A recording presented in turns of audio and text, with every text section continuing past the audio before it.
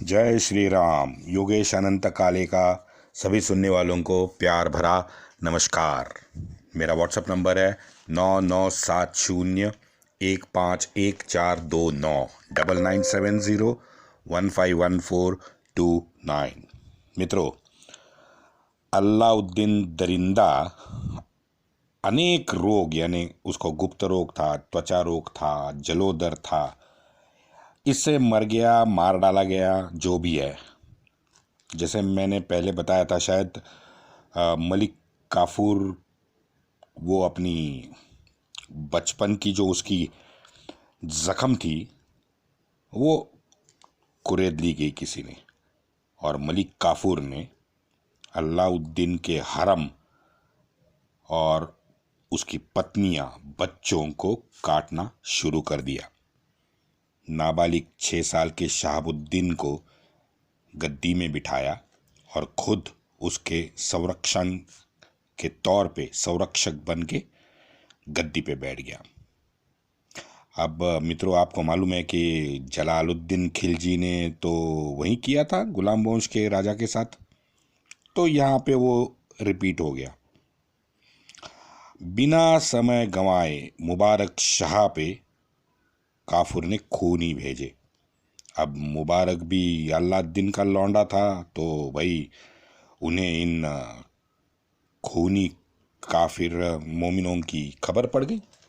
उसने क्या किया, इन खूनी मोमिनों को अलाउद्दीन का वास्ता दिया और अपने गले का हार उनको बख्शिश दे दिया। अब ये साला, ये खूनी मोमिन जो थे, ये उल्टा मलिक काफूर को मारने में मजबूर हो गए। क्या करे भाई, पैसे के लिए इस्लामी मोमिन तो कुछ भी कर सकता है। तो मोमिनों ने वही किया। मोमिनों ने काफूर का गला काट दिया और मुबारक शाह 1216 में सुल्तान हिंद कुतुबुद्दीन बन गया। इतना ही नहीं, अपने 6 साल के हरम के भाई शहाबुद्दीन को उसने अंधा बना के ग्वालियर भेजा। बाय द मर्सी ऑफ अल्लाह, है ना, है यही कहते हैं ना, बाय द मर्सी ऑफ अल्लाह। वो तारीख थी 19 अप्रैल 1216। तख्त पर विराजमान होते ही कुतुबुद्दीन ने 2 काम किए। सभी बंदियों को पहले रिहा कर दिया, और दूसरा, अलाउद्दीन के सभी टैक्स उसने रद्द बदल किए। मैंने टैक्स के बारे में, अलाउद्दीन के टैक्स के बारे में आपको बताया था, वो जाके आप सुनो। बहुत घिनौने टैक्स थे बाय द वे। आप मित्रों, आप वो व्यक्तिगत तौर पे ये कुतुबुद्दीन की मानसिकता आप देख सकते हैं। जो बंदा दक्षिण में वारंगल में जीत के आया है, अब उसने वहां पे बहादुरी दिखाई है भाई। माने वो खुद एज ए ह्यूमन बीइंग मन से कठोर भी है और निश्चय भी लगता है, तभी जाके वो जीता है। तो ये बंदा अपने बाप से उसकी जो नफरत थी वो तुरंत करनी में दिखाता है। बर्नी लिखता है कि सारे कानून कुतुबुद्दीन ने खत्म किए, 8000 कैदी मुक्त किए, दिल्ली से तड़ी पार किए गए सभी को उन्होंने वापस बुलाया। सभी जिहादी मोमिन फौज को 6 महीने की तनख्वाह बोनस में दी तथा उनकी सैलरी भी बढ़ा दी। अब यहाँ से दिल्ली में क्या होना था, सीधी बात है, महंगाई, प्रचंड महंगाई का कारण ये निर्णय बने। अशराफ अब आग बबूला हो चुके थे। सुल्तान अपना मनमानी कारोबार करने लगा। उधर दक्कन में हरपाल देव ने देवगिरी स्वतंत्र कर ली। ये इतनी अफरा तफरी भाई इतने कम समय में दिल्ली में हुई कैसे, सोचिए आप।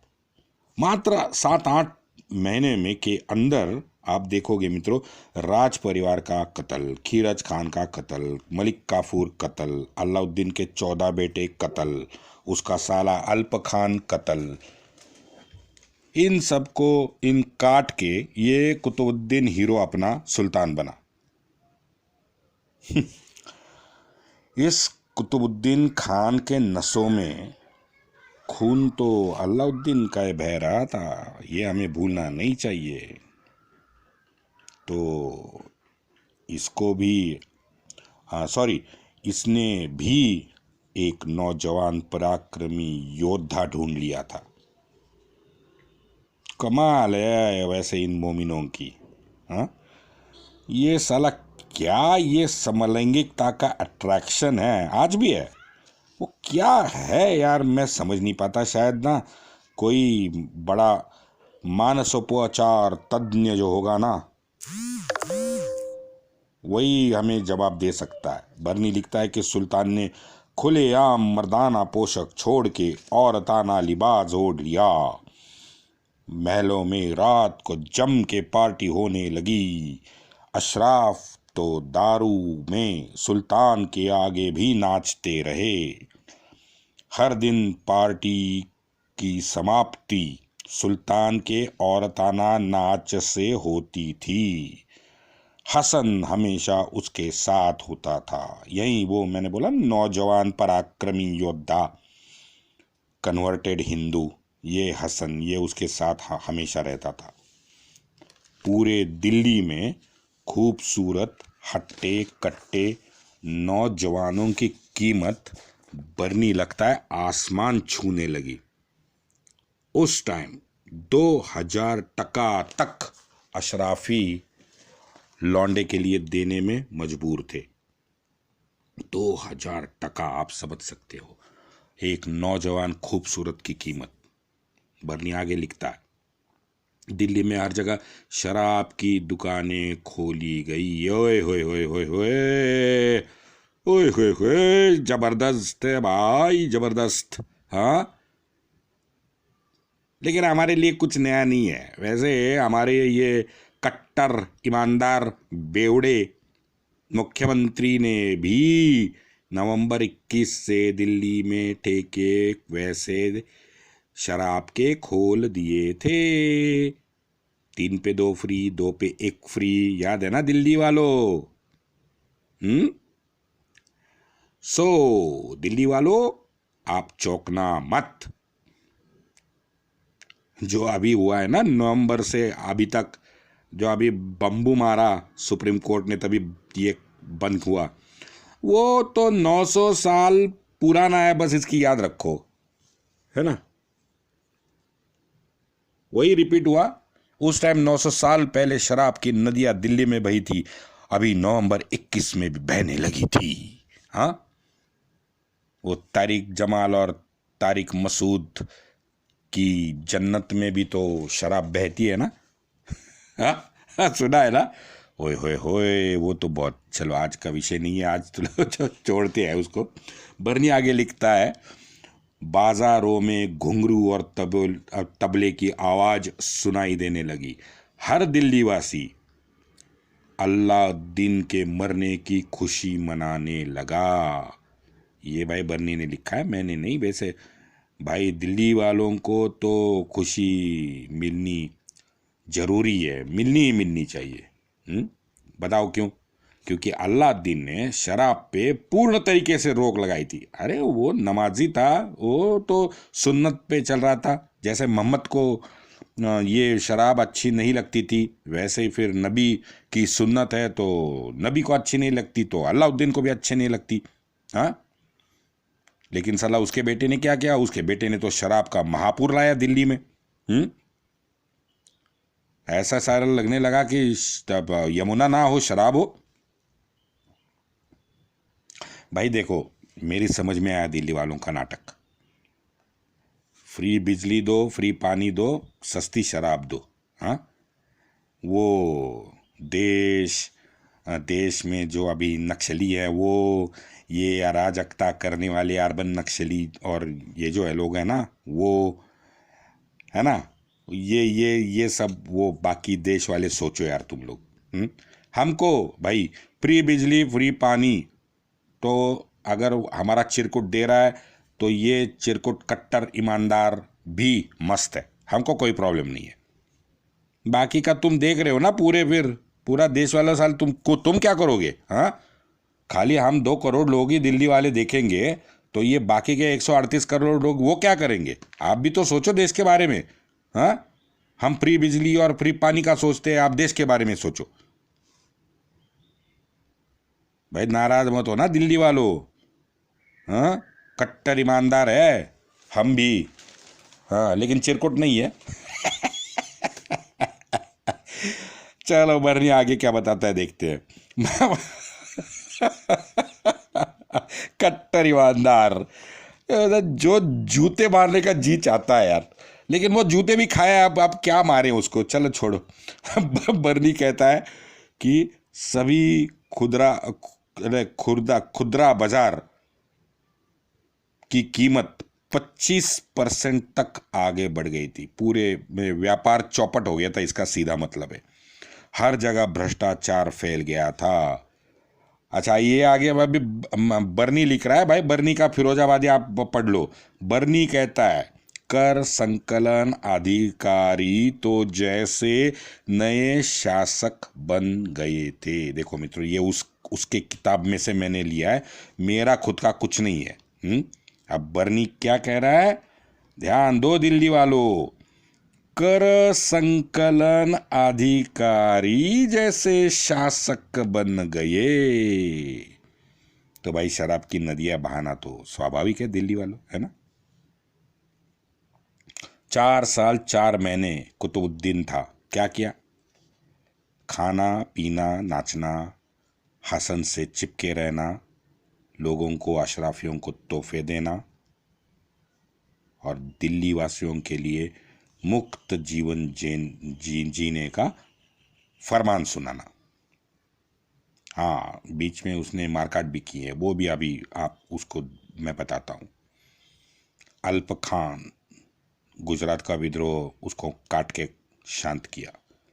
कुतुबुद्दीन ने अपने ससुर मलिक दिनार को गुजरात का इत्तेदार बनाया। कुतुबुद्दीन ने अपने आशिक हासन के साथ 1318 में देवगिरी पे हमला किया। हरपाल यादव को परास्त किया, कैद करके उसे जिंदा फ्राई किया, फ्राई तेल में। और देवगिरी के गेट पे जैसे हम तंदूर टांगते हैं ना, तो उसका शरीर तंदूर बना के उसको टांग दिया था। यहाँ पे कुतुबुद्दीन ने अपने आशिक को खुसरो खान के नाम से सम्मानित किया है देवगिरी में। मलिक असाउद्दीन, ये मलिक असाउद्दीन देवगिरी का इत्तेदार था। अब भाई इसने एक षड्यंत्र रचा, है ना। इसने सोचा कि जब सुल्तान अपने हरम में, मुझे घाटी सुकून जिसे कहते थे, घाटी सुकून हरम में होगा तो निहत्ता होगा, तो कुछ मैं खूनी लोग भेजूंगा और भेज कोई उसका कत्ल कर डालेंगे। लेकिन इसकी भनक अपने इन सुल्तान को लग गई, तो सुल्तान ने फिर उल्टा उसको यानी असाउद्दीन को पकड़ के एक लाइन में खड़ा किया और सबको एक साथ काट डाला। दिल्ली आते ही अपने चाचा यानी कुतुबुद्दीन का जो चाचा था याघर्ष खान, ये याघर्ष खान के 29 बच्चों को कुतुबुद्दीन ने पकड़ा और ईद के बकरी की तरह दिल्ली के सड़कों पे काट डाला। याघर्ष खान की पूरी संपत्ति सरकार जमा करा दी और ये 29 बच्चों की औरतें और उसके बच्चे लौंडिया बनने के लिए दिल्ली के सड़क पे फेंक दिए गए। देखिए आप, 29 बच्चों को तो मारा। अब बच्चे थे जो 10 साल से 16-18 साल के थे, बेचारों को मालूम ही नहीं था कि भाई कॉन्स्पिरेसी या क्या होती है, लेकिन उनको भी काट डाला गया। और उनके हरम में या उनकी जो बीवियाँ थी उनको शायद लौंडी यानी वेश्या बनने के लिए दिल्ली के रास्तों पे फेंक दिया गया। अब पता नहीं खून सवार उसके दिमाग में हो गया था या क्या, पता नहीं, लेकिन अपने तुरंत सेनापति शादी खान को कुतुबुद्दीन ने ग्वालियर भेजा अब ग्वालियर में उसने ये खीरज खान और ये हमारा उसका नाबालिग अंधा हरम का भाई था ना शहाबुद्दीन, जिसको मलिक कफूर ने अपने साथ बिठाया था, वो अंधा वो ग्वालियर के किले में था। और कुतुबुद्दीन का एक हरम का भाई था शादी खान, उनका कत्ल करवाने सेनापति को भेजा। अब ये सेनापति भी शादी खान है, तो शादी खान वहाँ ग्वालियर गया, सबको काट डाला और उनका जो पूरा हरम था वो दिल्ली लेके आया। तो उनका हरम कन्वर्ट हो गया कुतुबुद्दीन के हरम में। सो सिंपल, इनके लिए कोई टेंशन ही नहीं है। और एक गुजरात के इत्तेदार जफ़र खान और ये मालिक शाहीन, ये मालिक शाहीन कन्वर्टेड था, उनका कुतुबुद्दीन ने कत्ल करवाया। अपने ही दो बड़े अशराफियों, जिसके हाथ में तकरीबन कहते हैं 19 से 20 ऑफिसेस थी दिल्ली की, उनको उसने भर चौराहे पे जलील करवाया। धर्मांतरी तौबा खान को अपने घर का पूरा अधिकार दे दिया, भाई आज से जो भी कुछ करना है मेरे घर में तू कर। दूसरा धर्मांतरित खुसरो खान का चाचा था। अब ये खुसरो खान का चाचा को कुतुबुद्दीन ने गुजरात का इत्तेदार बनाया डाला। अब ये हमारे चाचा हिसामुद्दीन जैसे गुजरात अनलवाड़ा पहुँचे, वहाँ फिर हिंदू धर्म उन्होंने अपनाया। हिंदू धर्म अपनाया तो नमाजी इस्लामी मोमिन तो उखड़ने वाले ही हैं। उन्होंने तुरंत पकड़ के दिल्ली उसको लाया, और दिल्ली लाने के बाद और सुनो, उसका गला नहीं काटा, क्योंकि वो उसके भाई समझ लो आशिक हसन का चाचा है खुसरो का। तो इस हमारे हिसामुद्दीन चाचा को हौजे खास के पास एक वीरान जिंदगी बिताने मजबूर किया गया। देवगिरी के नए विद्रोही इत्तेदार मालिक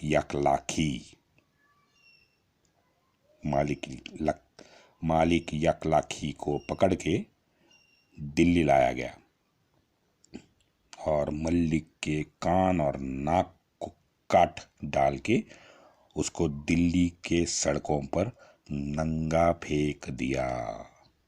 इस पूरे काल में मुझे ये तो दिल्ली निकल गया है ना देवगिरी से, और खुसरो खान को इसने देवगिरी से नीचे भेजा मलबार। तो खुसरो खान मलबार वहाँ पे गया, अपने मालिक का नुमाइंदा बनकर वहाँ पे काम करने लगा। तो खुसरो खान ने वहाँ मलबार में जाते ही वहाँ के इत्तेदार टाकी खान को काट डाला। कारण क्या था पता है मित्रों? कारण ये था कि टाकी खान इस हसन खुसरो खान के हिंदू बैकग्राउंड का बहुत ज़्यादा मजाक उड़ाता था।